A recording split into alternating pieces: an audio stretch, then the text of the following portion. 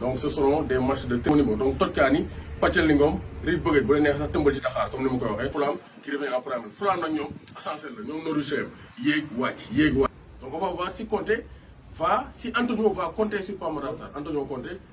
Bonjour à tous et à tous, bonjour à tous les suiveurs et à tous les inconditionnels de Sunubet Sunu Yoff. Donc c'est le démarrage de la nouvelle saison 2022-2023.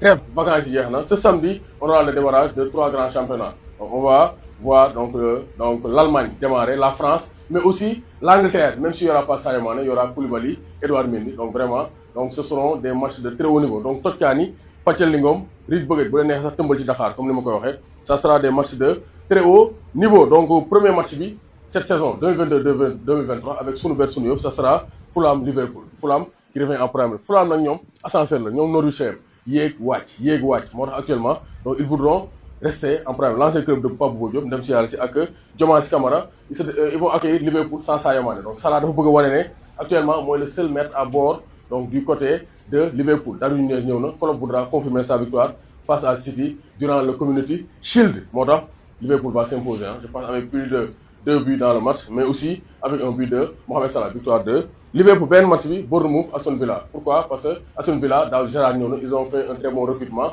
avec Diego Carlos, avec aussi donc Boubacar Kamara Darkos. C'est un match que vont suivre les Sénégalais, parce que les Sénégalais vont les suivre.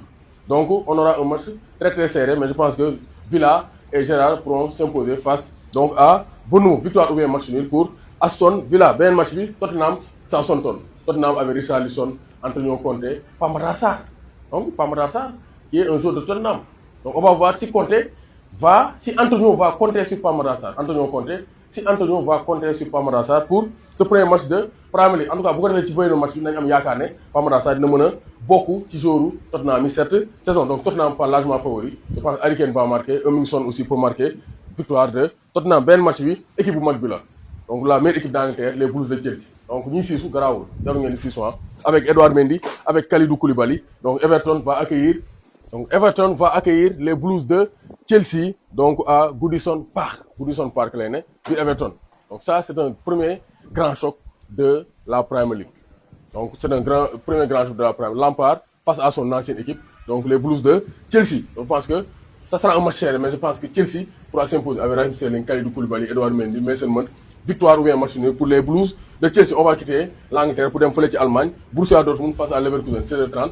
Un match ouvert, victoire ou bien match nul pour donc Leverkusen, parce que Borussia, ils ont perdu Erling Haaland et c'est une grosse perte pour les donc Abeilles de Dortmund. Donc benn match bi Strasbourg-Monaco avec Diallo face à Krépin Diatta. Donc ça sera un match donc sénégalo-sénégalais. Victoire ou bien match nul pour l'AS Monaco qui a des ambitions européennes. Donc clairement PSG. Donc Gana Gueye ne veut pas partir. Donc le joueur de Woza donc borom Cameroun, donc Woza borom Cameroun avec Gana Gueye. Donc Paris Saint-Germain, on va voir si Gana Gueye dina am temps de jeu wala dina bokk ci feuille de match bi, parce que il est annoncé donc partant. Donc victoire du Paris Saint-Germain largement avec des buts de Messi et de donc Kylian Mbappé. Donc pour les matchs du dimanche, on aura des chocs en Premier League. West Ham City, c'est un match de haut du tableau.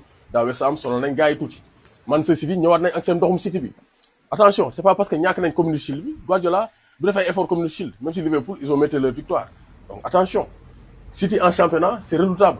Donc West Ham City, un match ouvert. Je pense que les deux équipes vont marquer, mais victoire ou bien match nul pour Manchester City de Pep Guardiola et de Erling Haaland. Donc United Brighton, nag il faut souffler le chaud et le froid. Saf ñu gedd saf ñu yet, mais début de saison bi à domicile ils voudront rassurer avec Eriksen, Donny van de Beek. Donc je pense que Ronaldo donc va s'imposer face à Brighton and Hove Albion. Donc fële ca France, on aura Olympique de Marseille, Stade de Reims, Marseille à domicile, Pape Gueye, Bamba Dieng écarté face à Reims de John Lopy, la nouvelle attraction, le milieu de terrain international sénégalais. Donc je pense que Marseille va s'imposer à domicile au Vélodrome. Donc voici quelques matchs qui vont animer ce week-end de football là.